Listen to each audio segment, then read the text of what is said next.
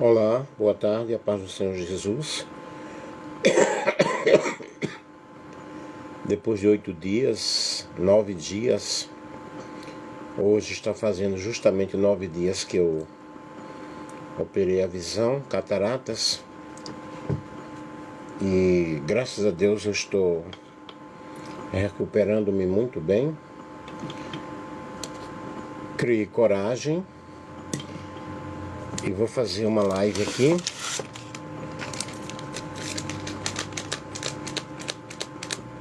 Eu passei bem na cirurgia, graças a Deus, senti dores normais. E aqui eu agradeço a quem orou por nós, continuem orando, porque precisamos de muito repouso para a recuperação, né? Foi o olho esquerdo. Ó. E vamos aqui fazer a nossa live. Mas eu vou tirar o óculos. Vou fazer um estudo, pessoal, falar para vocês sobre um assunto que causa até muita polêmica em algumas igrejas, que é o uso do véu. Mas iremos falar à luz da palavra de Deus, o uso do véu na igreja de Corinto,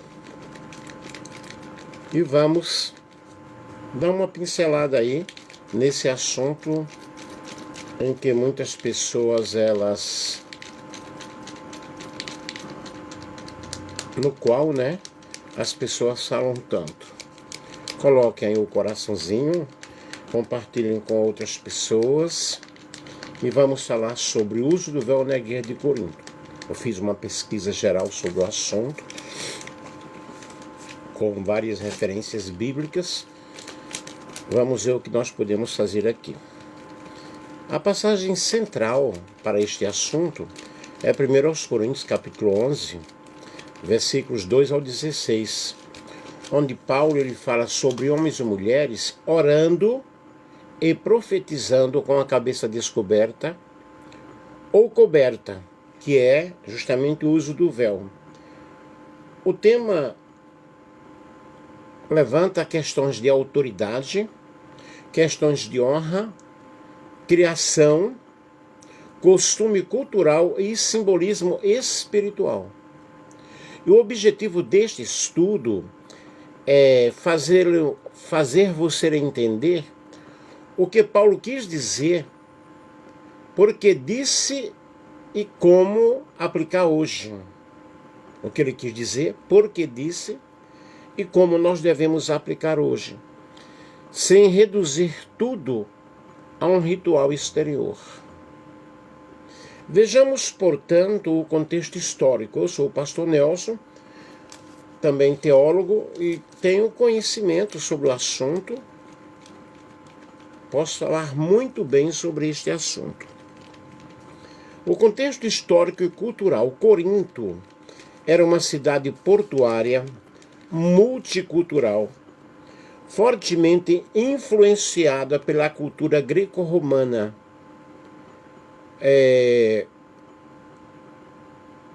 com práticas religiosas diversas e forte presença de cultos mistos, dança, costumes de gêneros variados. Prestem bem atenção.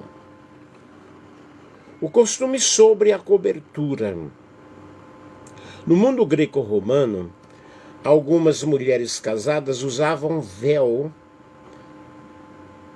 hídria como sinal de modelo, modéstia, honra.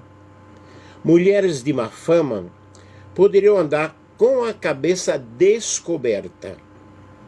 Em algumas tradições judaicas antigas, também havia práticas relativas à cobertura da cabeça, muito embora variáveis. E qual a situação da igreja naquele momento?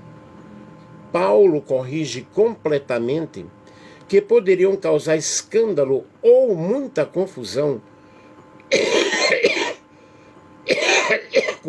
pública, com padrões de vergonha, honra, e trata de como o culto público deve, na realidade, refletir a ordem e o testemunho cristão. Logo após a cirurgia, então, me veio uma grande gripe também. Vejamos a leitura e estrutura do texto. 1 Coríntios capítulo 11, versículo 2 ao 16. Louvo por manter tradições. Versículo 2. Princípio de ordem, que é a relação cabeça-corpo, versículo 3 ao 6. O argumento teológico da criação, o argumento teológico é criação. Homem antes, mulher por causa do homem. Homem não foi criado por causa da mulher.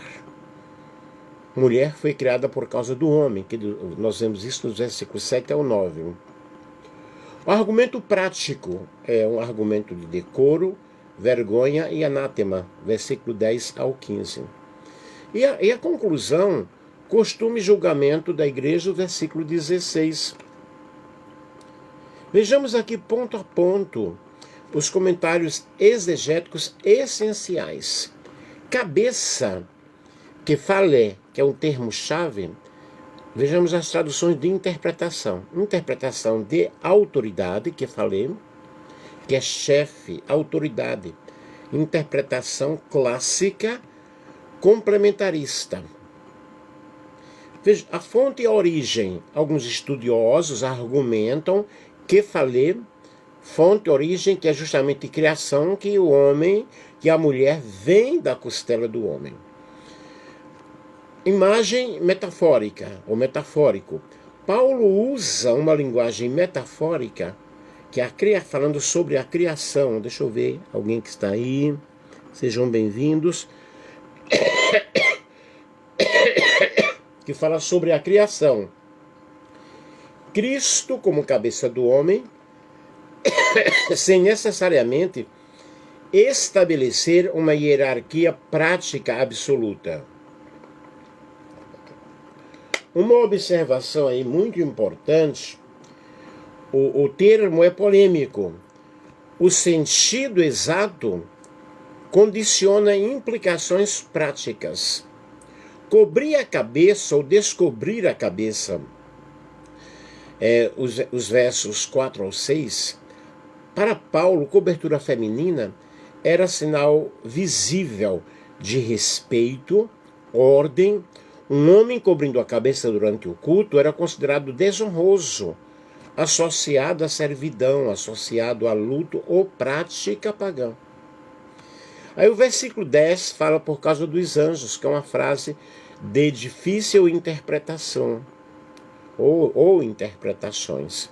Os anjos observam a ordem do culto, é uma teoria angelológica. E por causa dos mensageiros, que é uma analogia, uma análise simbólica, manter ordem por respeito ao mundo espiritual. A alternativa aqui que nós vemos, que é a expressão idiomática, por causa de testemunhas, ou seja, manter decoro diante de todos. O argumento criacionista dos versículos 8 ao 9, Paulo recorre à narrativa da criação para justificar distinção simbólica. E alguns dizem que ele está estabelecendo um princípio universal, outros que usam um ponto culturalmente condicionado. Prestem bem atenção, porque o assunto é difícil, o assunto é polêmico. As principais linhas de interpretações, nós temos a interpretação cultural contextual. Eu estou fazendo uma análise exegética dos versículos, né? Paulo aplica normas culturais, véu como sinal de modéstia, honra, para manter testemunho público. E essa aplicação hoje é um princípio de respeito, de decoro, mais do que uma prática literal. A interpretação hierárquica permanente, que falei que é autoridade, o texto estabelece uma diferença funcional entre homem e mulher no dia, ou seja, no culto. e possivelmente na liderança.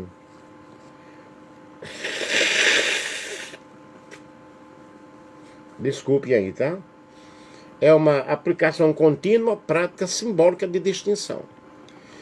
Na interpretação, já estou lendo bem, graças a Deus, hein? Na interpretação simbólica teológica mista, diz respeito à ordem simbólica criada, Cristo, homem, mulher. Mas sem esmagar a igualdade essencial em dignidade, permite diversidade de práticas conforme a cultura da época. Vejo aqui umas questões teológicas super importantes. Igualdade, que a distinção, o Novo Testamento afirma igualdade ontológica. É Gálatas capítulo 3, 28. Também reconhece distinções funcionais em certos textos. E a atenção precisa ser mantida, não anulada. A autoridade de Paulo é prescritivo, ordem a ser seguida. Mas até que ponto suas ordens são culturais, eternas? É um texto ambíguo. E o testemunho cristão? O véu para Paulo é um sinal público.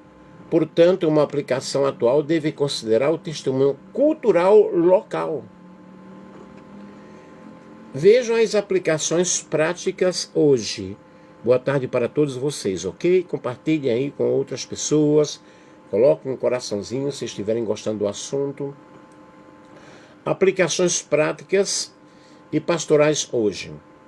Nós temos aí um princípio guia.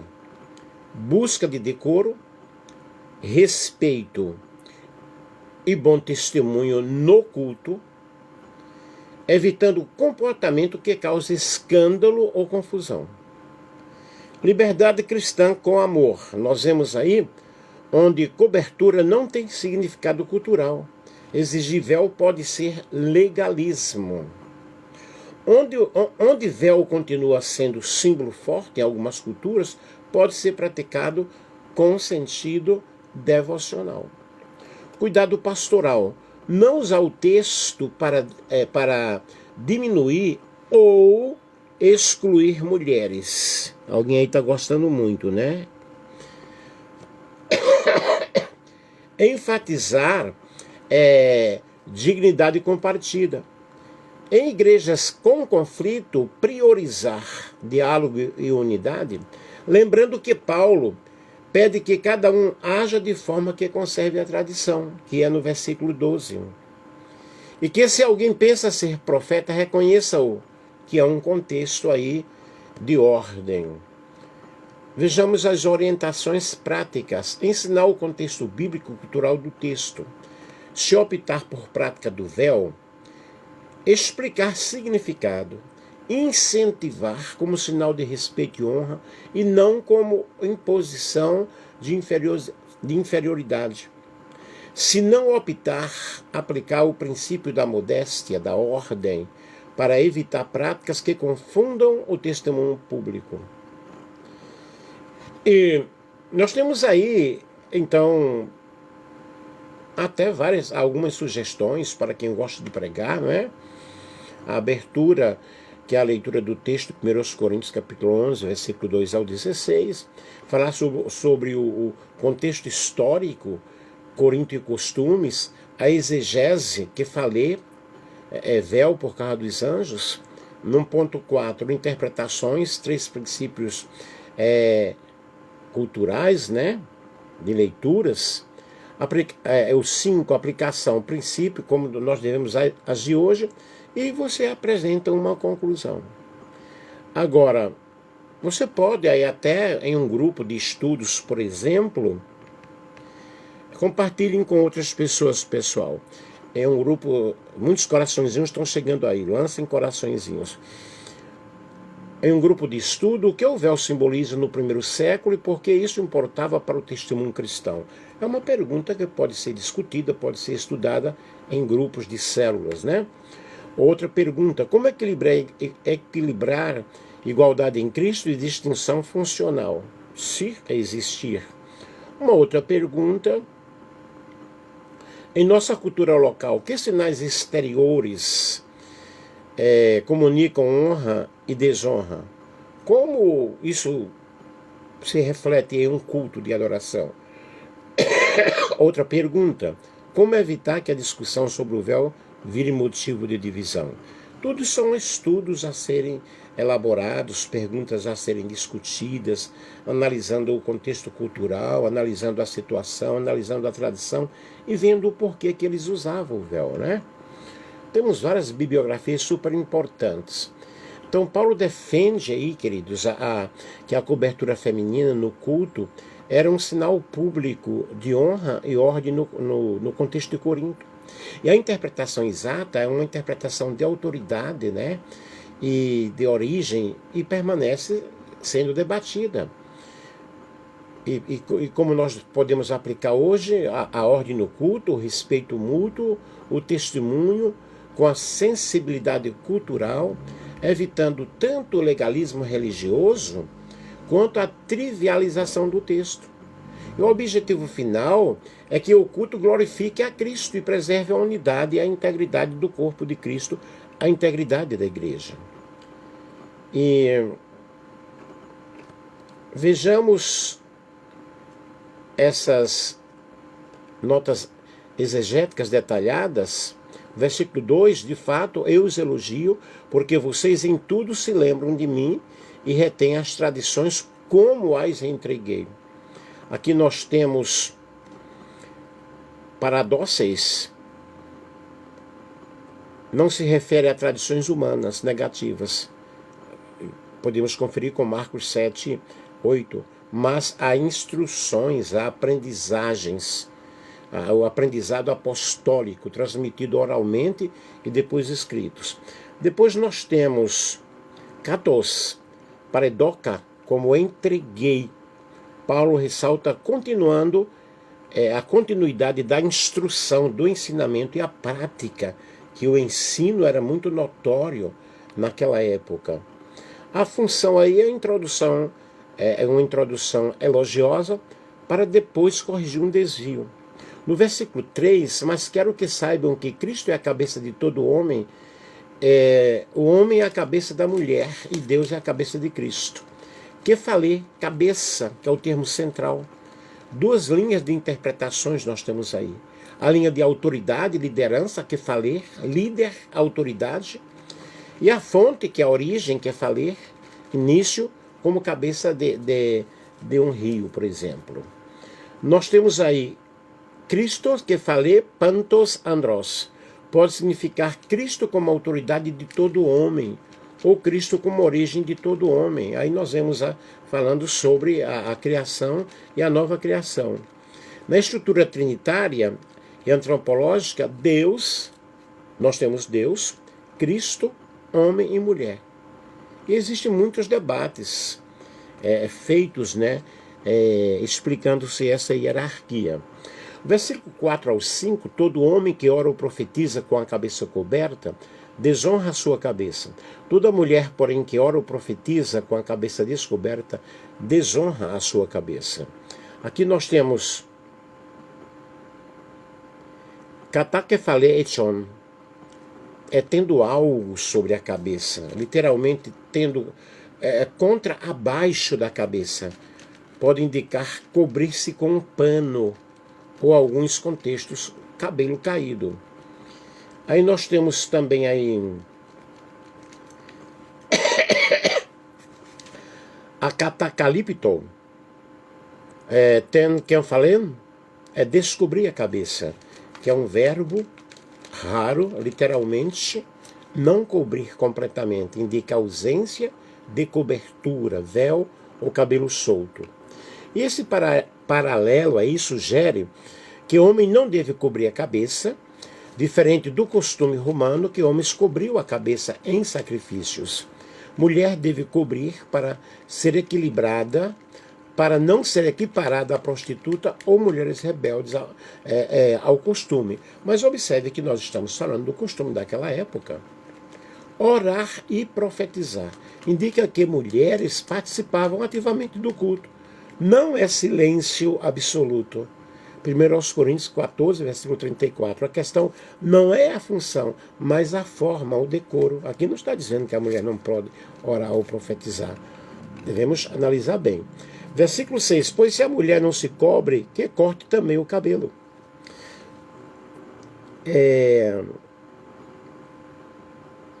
Paul, niraston, raspe-se, é um verbo forte. Raspar a cabeça era sinal de vergonha, punição de adultério, ou marca de escravidão ou prostituição. Versículo 7 ao 9. Aí nós temos aqui a lógica de Paulo: se rejeita o véu, sinal de honra, que assumia também a vergonha extrema. E o versículo 7 ao 9, o homem não deve cobrir a cabeça, pois é imagem e glória de Deus, mas a mulher é a glória do homem. Aqui nós temos Ekon Kai Doxatou, imagem e glória de Deus. Paulo aplica Gênesis capítulo 1, versículos 26 ao 27. O homem é a imagem direta, a mulher é a imagem de Deus também. Porém, nós vemos aí Paulo enfatizando aqui o aspecto relacional da criação. Mulher criada a partir do homem. Aí nós temos doxa andros, que é a glória do homem. Glória aqui significa reflexo de honra. Mulher não é inferior, mas sua existência destaca a dignidade do homem, assim como o homem aponta para Deus. Aí nós temos aí o argumento da criação, Gênesis 2, a mulher foi formada da e para o homem. Logo, há uma ordem de origem. Portanto, é necessário nós entendermos muito bem sobre esse assunto. Versículo 10, portanto, a mulher deve ter autoridade sobre a cabeça por causa dos anjos. Epousen Eishen é ter autoridade. É uma frase difícil. A interpretação comum é ter sinal de autoridade sobre a cabeça, véu. Alguns estudiosos, não passivo, mas ativo, a mulher possui autoridade para orar, profetizar, contanto que em ordem. Vejam que coisa maravilhosa, que coisa linda. Nós temos aí diatous angelos, por causa dos anjos. Nós temos várias leituras. Os anjos observam o culto e exigem ordem. Confere com 1 Coríntios, capítulo 4, versículo 9. Alusão a anjos caídos, de Gênesis, capítulo 6, versículo 1 ao 4. Mulheres devem se resguardar.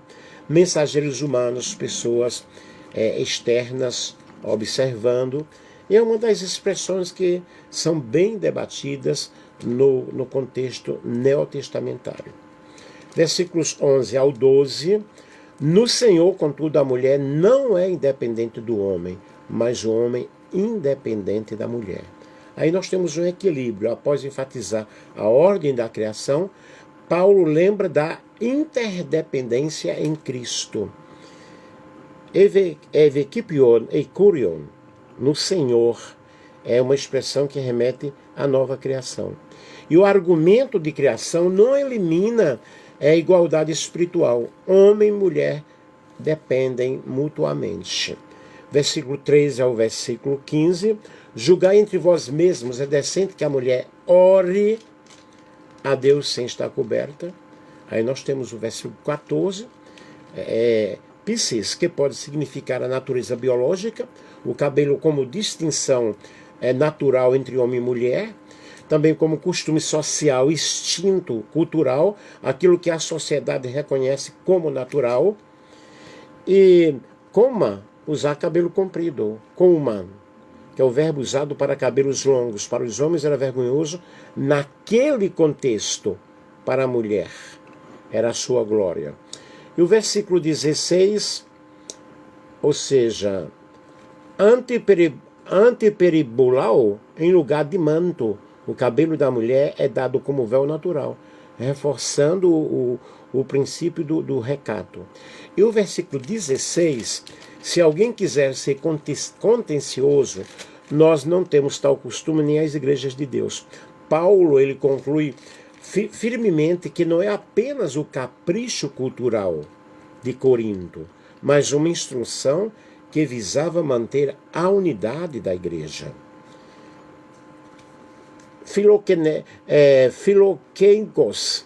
Filoneicos, gostoso de contenda, que insiste em polemizar.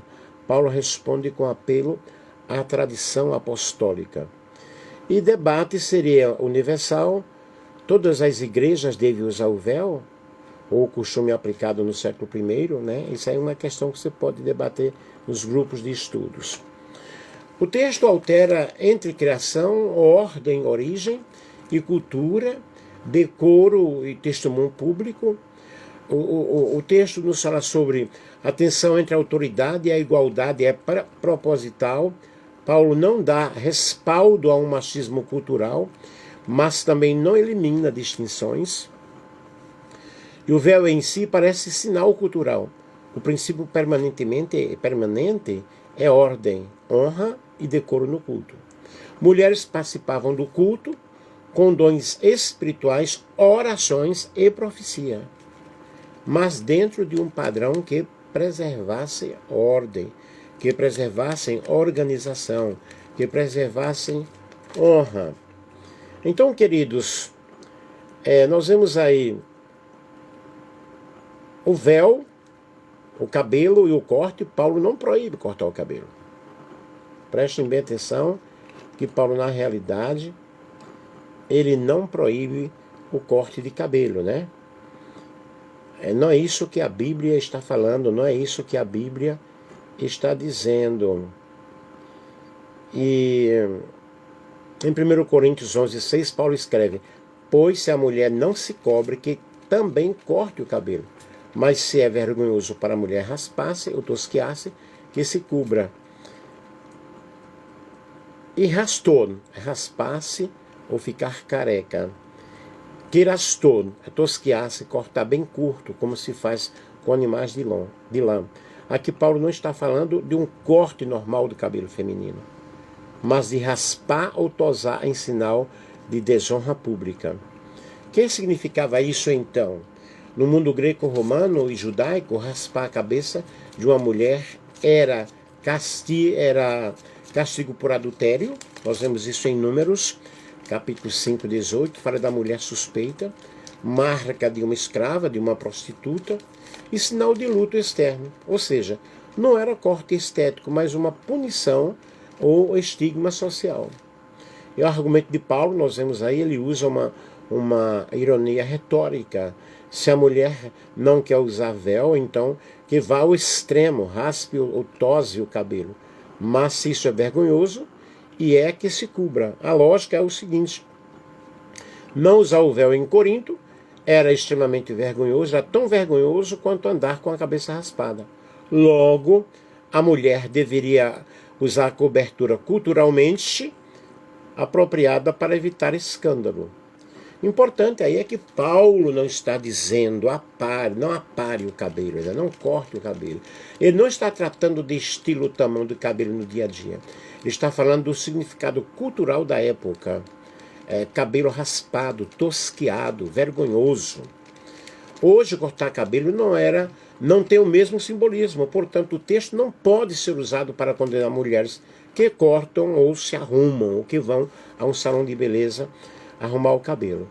E um complemento aí do versículo 15: mas ter a mulher cabelo comprido lhe é honroso, porque o cabelo lhe foi dado em lugar de véu. Paulo reforça que o cabelo da mulher era culturalmente um ornamento natural de honra.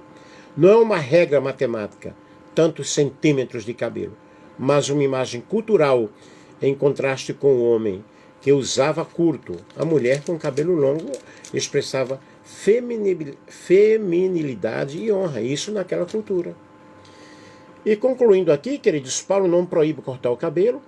Ele usa a ideia de raspar, tosar como exemplo extremo de vergonha, para argumentar que em Corinto a mulher deveria se cobrir com véu. O princípio eterno não é não cortar cabelo, mas manter honra e testemunho no culto conforme a cultura.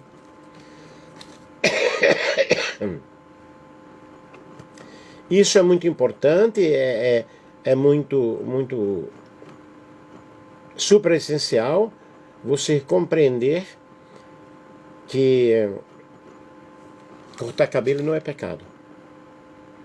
Aí vejamos aqui um quadro resumido, a situação cabeça raspada, quer raspar, significado do contexto, mulher totalmente careca, valor cultural, havia um castigo por adultério, né, o luto, e a aplicação hoje não é exigido, era apenas o sinal de desonra no primeiro século, não para a época de hoje. E a cabeça tosqueada, tosar, cortar o cabelo bem curto, como de animal tosado, eu já expliquei isso hoje, e não podemos fazer isso como uma regra na época atual, né? Como alguns fazem. Cabelo comprido, coma, longo, usar longo, ornamento natural da mulher, sinal de glória feminina, é um princípio de feminilidade e decoro, ok? Eu espero que vocês tenham gostado do assunto, que compartilhem com outros e que tenha servido de um acréscimo cultural, teológico para a tua vida. Amém? Um grande beijo, um abração.